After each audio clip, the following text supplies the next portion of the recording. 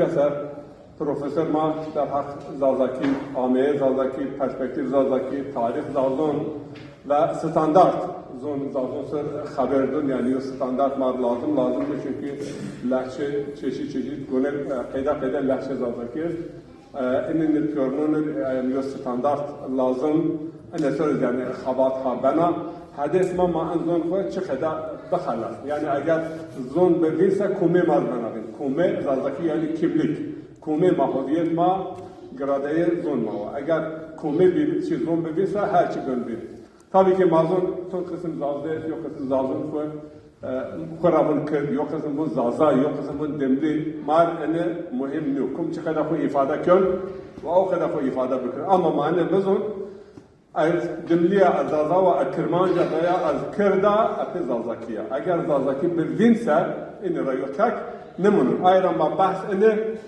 نکن ما بینر سوسیال مدیا ان بحث ان مناقشه زاف کن یا ما دملی ما کرد ما زازای آریا هوش ما کو شمشخو دما yani زون هودن بیل هدف ما ان زون خو محفظه بکر چه خدمه ما زون محفظه کن ان سر şerik ma, insan ma, zunayı ma, akademisyen ma, alim ma, herkes en hususu diyor mesuliyeti yiyoruz, diyor vazife yiyoruz. Herkes eğer vazife kod diyecekse en zon belki dinliyor ma bakhalas. Ama an vazife piles kun daykun, dayk eğer kıcın kod zazaki haber bitse yani yo destega pila. Ama eğer dayk yani bu zon bina veya Türkiye Avrupa zonun binuna haber bilkıcım kutsa enne hakikaten yo tehlike zaf bin samed mava. O şmapyor hone khairume saliş musarma ayra mavazin ve şu hone karşılık yunacak çünkü Arabiyo batı yazın mel insan levlel lisan.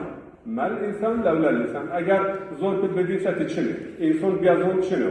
İnsan biyazon yani için mahiyeti için kumeyi için de geriye özçü kıymet yiyoruz. Mel insan levlel lisan. Ve Mevlana Celaleddin İzmur herkes hem zabani şudur cüda bineva şudur gerçi darar sad neva.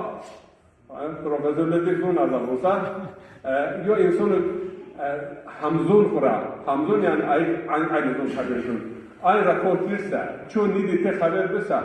Onlar hep dere yüzde lavuk yüzde hınır ya diyorum ya lavuk ya nevav. Yani çünkü çok çinu. Çok başını. Eğer vakit baş Çin'e göçleri bükürse, ki biz onu allame bahri, allame cihanı biz o faydayı Çin'u. Ayrıca ama hedef ma'ana ve şuna ana konferans karşı kırdığına ca'an hatta o hatta niye?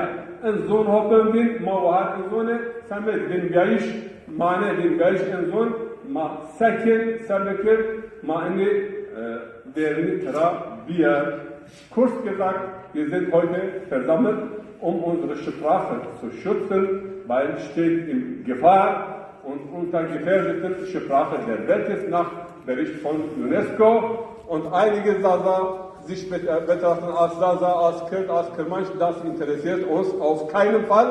Okay, wir wollen solche Diskussionen auch vermeiden.